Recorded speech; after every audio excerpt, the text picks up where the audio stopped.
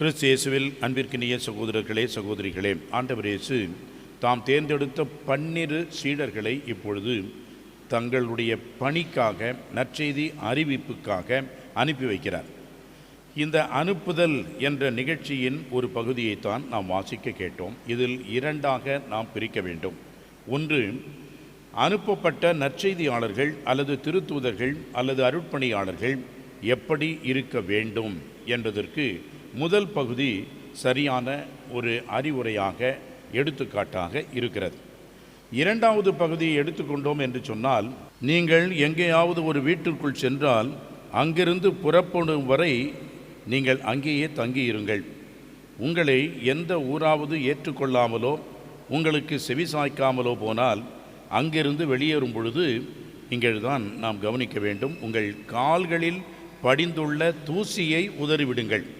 தூசியை, இந்த வார்த்தைக்கு ஒரு அருட்தந்தை ஒரு அருமையான விளக்கத்தை அனுப்பியிருந்தார். அது உண்மையிலேயே ஆழமான ஒரு அர்த்தத்தை கொண்ட ஒரு விளக்கமாக இருந்தது. தூசியை உதறிவிடுங்கள், இந்த 2 வார்த்தை தான். இது சாதாரண ஒரு அறிவுரையாக நாம் எடுத்துக்கொள்ள முடியாது. ஆண்டவர் இதில் ஆழமான ஒரு பொருளை பொதித்து வைத்திருக்கின்றார். இது ஒரு உளவியல் பூர்வமான பல நன்மைகளை நாம் பெற்றுக்கொள்கின்ற வழியாகவும், நமக்கு ஏற்படுகின்ற பல காயங்களை குணமாக்குகின்ற மருந்தாகவும் இது அமைவதை பார்க்கின்றோம். முதலிலே தூசி. இந்த வார்த்தை தூசி என்று சொல்லக்கூடியது சாதாரணமாக நம் காலடிகளிலே, நம்முடைய காலணி நாம் போட்டு நடக்கின்ற பொழுது அல்லது நமது உடலிலே, முகத்திலே படிகின்ற ஒன்று. இதை நாம் என்ன செய்கின்றோம்? இதை உதறிவிடுகின்றோம், கழுவி விடுகின்றோம், அதிலிருந்து நாம் விடுபடுகின்றோம். இதுதான் தூசி.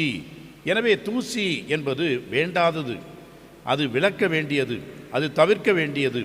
அதை நாம் கண்டிப்பாக நீக்க வேண்டும் என்ற ஒரு அர்த்தத்தில் தான் தூசியை, அது நம்மோடு வந்து ஒட்டி கொள்கிறது. அப்படிப்பட்ட அந்த தூசி நம்முள் இருந்து நம்மை அது அலகழிக்கிறது என்பதை பார்க்கின்றோம். எனவே தூசி என்பது அற்பமானது, அது ஒன்றுக்கும் உதவாத தேவையில்லாத ஒன்று. அந்த தூசியை என்ன செய்ய வேண்டுமாம்? உதறிவிட வேண்டுமாம், அதை நாம் தள்ளிவிட வேண்டுமாம். அப்படி என்றால் ஆண்டவர் சொல்வது இங்கே என்ன என்று சொன்னால், நீங்கள் உங்களுடைய பணியை செய்ய போகும்பொழுது நீங்கள் ஒரு வீட்டுக்குள் சென்றால் அங்கிருந்து நீங்கள் புறப்படாமல் அங்கே வீட்டிலேயே தங்கியிருங்கள். உங்களை யாராவது ஏற்றுக்கொள்ளவில்லை, உங்கள் மேல் இல்லாதது பொல்லாதது அல்லது உங்கள் மேல் ஒரு பழி அல்லது உங்களிடம் தேவையில்லாத ஒன்றை உங்கள் மேல் சுமத்தி உங்கள் பெயரை கெடுக்கிறார்கள், உங்கள் பணியை தடுக்கிறார்கள், உங்களை வேண்டாம் என்று வெறுக்கிறார்கள் என்று வைத்துக்கொண்டால் அதுதான் தூசி. எனவே அந்த தூசியை நீங்கள் என்ன செய்ய வேண்டும் என்று சொன்னால், அதை உதறிவிட வேண்டும். அந்த தூசியை சுமந்து கொண்டு எல்லா இடங்களுக்கும் சொல்ல வேண்டிய அவசியம் இல்லை. அது சாதாரண அல்பமானது, அற்பமானது. அதுவும் நாம் இப்பொழுது வாழ்ந்து கொண்டிருக்கின்ற இந்த மீடியா வேர்ல்டு, இந்த சோஷியல் நெட்வொர்க் சிஸ்டம், சமூக வலைதளம் என்று நாம் சொல்கின்றோமே, இதெல்லாம் அன்புக்குரியவர்களே மிகப்பெரிய ஒரு ஆபத்தை நமக்கு கொடுக்கிறது. என்னவென்று சொன்னால், அடுத்தவர்களை பற்றி பேசுவதும் கேட்பதும், இதை கேட்டு கேட்டு கேட்டு நம்முடைய மனம் என்பதும் அதற்கு ஏற்றபடி பக்குவமாகி விடுவதும் இன்றைக்கு பழக்கமாகிவிட்டது. ஏன் இன்றைக்கு மொபைல் ஃபோனிலிருந்து நம்மால் விடுபட முடியவில்லை என்று சொன்னால், அவ்வளவு விஷயங்களை அங்கே போடுகின்றார்கள். அது உண்மையோ பொய்யோ நல்லதோ கெட்டதோ அதை பற்றி பிரச்சனையே கிடையாது. அடுத்தவர்களை பற்றி பேசுவதும், அதுவும் குறிப்பாக அரசியல் என்று சொன்னால் தலைவர்களை பற்றி மற்றவர்கள் பேசுகின்ற அவதூறு இருக்கிறது. அது எதிர்க்கட்சிகளாக இருக்கட்டும் அல்லது ஆளுங்கட்சியாக இருக்கட்டும், அவர்கள் சொல்கின்ற பொய் இருக்கிறதே, அவர்கள் பண்ணுகின்ற அட்டகாசம் இருக்கின்றதே, இதையெல்லாம் பார்க்கின்ற பொழுது அன்புக்குரியவர்களே, அதன் கீழ் வருகின்ற அந்த கமெண்ட்ஸ் என்று சொல்லக்கூடிய கருத்துக்களை பார்த்தோம் என்று சொன்னால், எத்தனை பேர் வெட்டியாக அதை பார்த்துவிட்டு அதுக்கு ஒரு கமெண்ட்ஸ், அதுக்கு ஒரு கருத்தை போடுகிறார்கள் என்று பாருங்கள். தேவையில்லாத ஒன்று. காரணம் என்ன?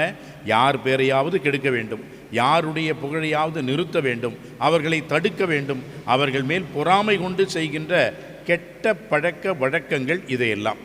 அன்புக்குரியவர்களே, அதைத்தான் ஆண்டவர் என்ன சொல்கிறார்? தூசு என்று சொல்கின்றார். நீங்கள் நல்ல பணியை செய்கின்றீர்கள். சமீபத்தில் கூட ஒரு 2-3 பேர் அவர்களுக்கு விருப்பப்பட்டவர்களுக்கு இந்த நற்செய்தியை பிரதியாக கொடுத்திருக்கிறார்கள், உளுந்தூர்பேட்டை என்ற அந்த ஒரு இடத்தில். அதற்கு 2 குண்டாஸ் வந்து அவர்களை தாக்கி அவர்களை பலவிதமான கஷ்டங்களுக்கு ஆளாக்கி இருக்கின்றார்கள். காரணம் என்ன? அங்கே நன்மை நடக்கக்கூடாது. அவங்களாம் வாங்க உடனே என்ன பண்ண போகிறான்? அதில் ஒரு வடையை வாங்கி வச்சுட்டு சாப்பிட்டு கீழே போட்டு போக போகிறான். இதில் அவன் படித்து மதம் மாறிடுவானா? அவன் அப்படிலாம் மதம் மாறணுன்னாக்கா இந்தியா என்றைக்கே மாறி இருக்கணும். யாரும் பெரிய ஒரு மத மாற்றம், யார் முதல்ல கோயிலுக்கு போகிறாங்க மதம் என்ற வார்த்தையை பயன்படுத்துகிறார்கள்? அன்புக்குரியவர்களே, இதெல்லாம் எதற்காக என்று சொன்னால் தூசு. இந்த தூசியை தட்டிவிட வேண்டும். இதை சுமந்து கொண்டே போகக்கூடாது. அவ்வாறு சுமந்து கொண்டே நாம் போனோம் என்று சொன்னால் அது நம்மை பாதிக்கும். காரணம், பிற இடங்களுக்கும் நாம் செல்ல வேண்டும், அங்கேயும் நற்செய்தியை அறிவிக்க வேண்டும். இந்த தூசியை சுமந்து கொண்டே போனால் நம்மால் நற்செய்தி அறிவிக்க முடியாது என்பதைத்தான் ஆண்டவர் இங்கே, தூசியை உதறிவிடுங்கள், வேண்டாததை தவிர்த்து விடுங்கள். அந்த அற்பமான பலவிதமான கருத்துக்களையும் கணிப்புகளையும் நீங்கள் தூக்கி எறியுங்கள். சில பேர் பேசுகின்ற பொழுது நம்மை தூண்டுகின்ற விதமாக பேசுவார்கள், நம்மை எரிச்சல் மூட்டுகின்ற விதமாக பேசுவார்கள். எப்பொழுது நம்முடைய வார்த்தை வரும் அதை பிடித்து கொள்ளலாம், நம்மை மாட்டி வைக்கலாம் என்று இயேசுவை மட்டுமல்ல, இன்றைக்கு நம்மையும் உங்களையும் என்னையும் கூட அதுபோன்ற சாத்தான்கள் சோதிக்கிறார்கள். ஆனால் தூசியாக கருதி உதறிவிடுங்கள் என்று ஆண்டவர் சொல்கின்ற அற்புதமான வார்த்தைகளை நம்முடைய நினைவில் கொள்வோம். தொடர்ந்து நல்லதை செய்வோம். நன்மையான மக்களுக்கு சான்றாக நாம் இருப்போம். ஆமென்.